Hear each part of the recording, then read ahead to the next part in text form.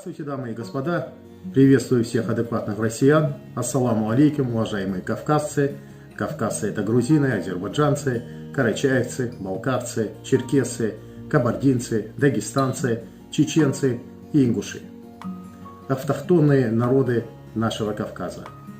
Народы, которые имеют свою историю и территорию на Кавказе. Ассаламу алейкум, братья ингуши, братья чеченцы, войнахи. Я вас всех приветствую. Антинародные законы в этой стране с ужасным прошлым и еще с более ужасным будущим принимаются с такой скоростью под видом пандемии и так называемой самоизоляции, что я не успеваю проанализировать каждый из этих законов и сделать по этому поводу эфир. Надеюсь, все эти антинародные законы будут пылиться точно так же, как закон о реабилитации репрессивных народов, принятый еще в 1991 году, который гласит о культурной, политической и территориальной реабилитации репрессированных народов. Особенно статья 3 и 6, которая гласит о территориальной реабилитации народов-арестантов. Тут речь идет о ингушских территориях, переданных Северной Осетии в 1944 году. Это город Владикавказ и пригородный район при насильственной депортации чеченцами и ингушей в Среднюю Азию и Казахстан. Эти территории до сих пор находятся в составе Республики Северная Осетия.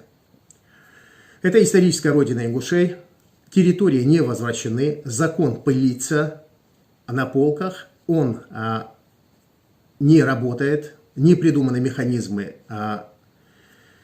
работы и осуществления закона о реабилитации репрессивных народов. Надеюсь, эти антинародные законы, которые принимают сегодня у нас наше государство, будут точно так же пылиться, как и этот закон, который они игнорируют и не выполняют. В связи с этим я хотел бы вас ознакомить с отрывком из интервью известного человека, это Панасенко Евгений Николаевич, отрывок его интервью по поводу нашей страны. Итак, Евгений Николаевич, сегодня существует масса терминов о современной России, неофеодализм, возрождение СССР. В какой стране мы живем? Задают ему вопрос. Я вас огорчу, отвечает Панасенко. СССР не перестал существовать, он в головах. Россия — это ходячий труп Советского Союза, и он постоянно гадит своим и чужим гражданам.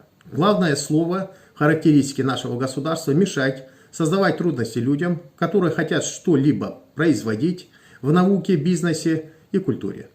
Страной правят запреты, поборы, взятки, хамство. Российская система пытается повернуть реки вспять, бороться со свободой, честными выборами, интернетом, собственной конституцией и правами человека. Огромное количество людишек счастливы от такой системы и поддерживают ее, потому что они, цитирую, выродки, получившиеся в результате отрицательного отбора, отрицательной селекции последних десятилетий и столетий. Что могу добавить по этому поводу я? На протяжении совместного исторического взаимодействия ингушского народа в лоне России ингуши всегда проявляли мужество, стойкость и благородство данному отечеству.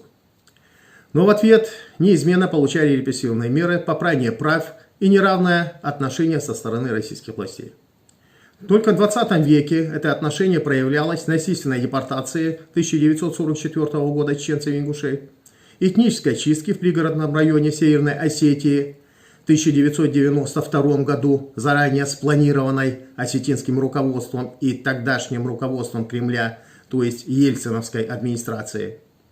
Неисполнение закона о реабилитации репрессивных народов, невозвращение ингушских территорий, это пригородный район и город Владикавказ, это историческая родина ингушей, повторяю еще раз, переданные в пользу Северной Осетии еще в 1944 году.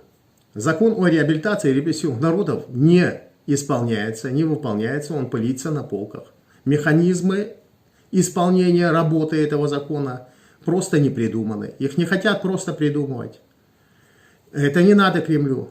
Вот это отношение я вижу со стороны Кремля, любого руководства, вчерашнего, сегодняшнего, по отношению к ингушскому народу.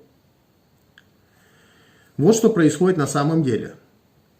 Поэтому я хотел бы сказать, что если права ингушского народа не будут, да и других народов, депортированных народов, в том числе и крымских татар, территориальная реабилитация тоже не произошла. Татары тоже потеряли свою автономию после депортации в 1944 году, как и ингуши, и чеченцы.